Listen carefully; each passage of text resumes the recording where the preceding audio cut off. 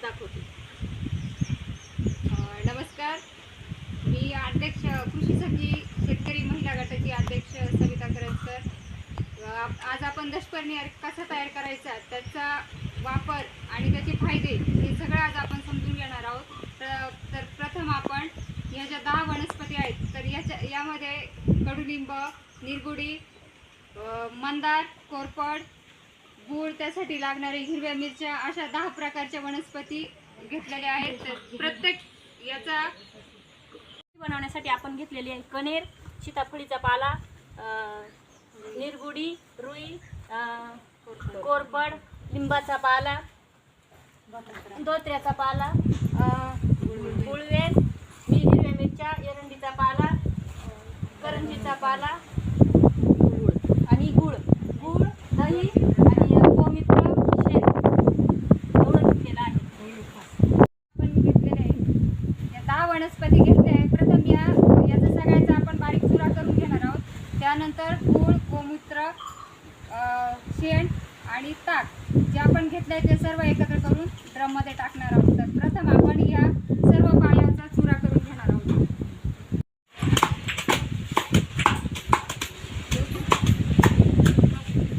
ज्या 10 प्रकारच्या वनस्पती घेतल्या आहेत त्याचा बारीक चुरा केला आहे। 1 किलो गूळ ज्याचं आपण पाणी करून घेतलं आहे, त्याचे 2 किलो गाईचं शेण आहे, हे गावठी गाईचं शेण आहे, त्याच्यासाठी आपण गावठी गाईचंच गोमूत्र वापरलेलं आहे। शेण याचे 2 लिटर ताक घेतलेलं आहे। तर प्रथम आपण या 10 वनस्पती आहे याचा जो चुरा केला आहे तो पाण्यात टाकणार आहोत। या 10 वनस्पतीच का घेतो, तर प्रत्येक वनस्पतीत वेगवेगळे गुणधर्म असतात। काही आपल्या किडींपासून संरक्षण करतात, काही बुरशीरोधक असतात, तर काही झाडांना अन्नद्रव्य उपलब्ध करून देणारे असतात। आपण जेव्हा रासायनिक वापरतो ते कोणत्याही एकाच पिढीवर काम करतं, पण जेव्हा आपण 10 प्रकारच्या वनस्पती वापरतो त्या 10 प्रकारच्या गुणसूत्रांवर हे कीडरोधक म्हणून काम करत असतात। म्हणून आपण ह्या 10 प्रकारच्या वनस्पती जर वापरल्या तर ह्या रासायनिकपेक्षाही खूप उत्तम प्रकारे ह्या किडींपासून आपलं संरक्षण करू शकतात आणि याच्यापासून व्यवस्थित असं आपल्या जमिनीलाही अन्नद्रव्य उपलब्ध होऊ शकतं। त्यासाठी आपण प्रथम ह्या 10 वनस्पती टाकून घेऊ याच्यात।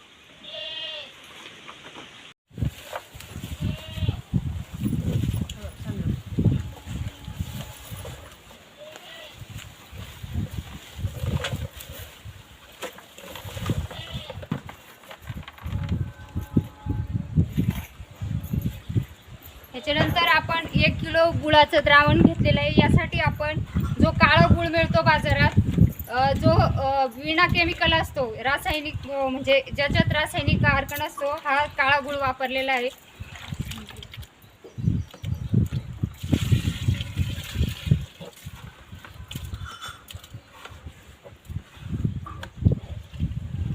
त्याच्यानंतर हे गाईचं शेण आहे जे आपण पाणी टाकून काढून घेतलंय। त्यानंतर आपण याच्यात गोमूत्र टाकलेलं आहे आणि उरलेला जो ड्रम आहे तो आपण पाण्याने पूर्णपणे भरणार आहोत।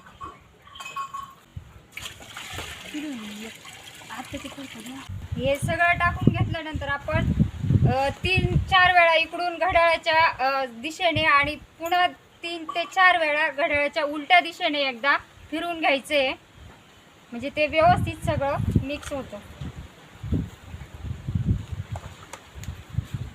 आपण याला सुती कपड्याने बांधून ठेवणार आहोत। याला बांधून ठेवल्यानंतर आपण दिवसातून म्हणजे सकाळी आणि संध्याकाळ दिवसातून 2 वेळा व्यवस्थित ते हलवून घ्यायचे। 8 ते 10 दिवसानंतर याचा आंबट गोड असा वास येतो त्या द्रावण। याआधी आम्ही जे बनवलेलं आहे दशपर्णी आर, ते आपण बघू शकता की ते व्यवस्थित तयार झालेलं आहे। आणि जे आता आपण फवारणीसाठी, हे बघा, याच्यात आपण जे त्या वनस्पती टाकलेल्या आहेत त्या पूर्णपणे कुजून गेलेल्या आहेत आणि आपलं औषध तयार झालेलं आहे। याचा अत्यंत असा उग्र वास येतोय।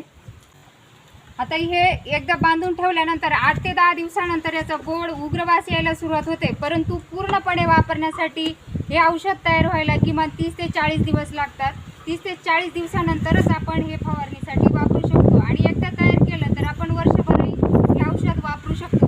रासायनिकचा खर्च जर आपल्याला कमी करायचा असेल तर आपण सेंद्रिय औषधं तयार करून वापरणं हे कधी हिताचंच ठरेल आणि आपला खर्च वाचवून आपली जमीनही आपण त्यापासून विषमुक्त करू शकतो आणि अर्थातच आपली पुढची पिढी जी आहे ती विषमुक्त अन्न खाण्यासाठी आपण त्यांना सेंद्रिय हे तयार करू शकतो. भाजीपाला म्हणा, कुठलाही प्रकार आपण सेंद्रिय औषधं फवारून जर तयार केले तर नक्कीच आपली खर्चामध्ये बचत होऊन उत्पन्नात निश्चितपणे वाढ होऊ शकते.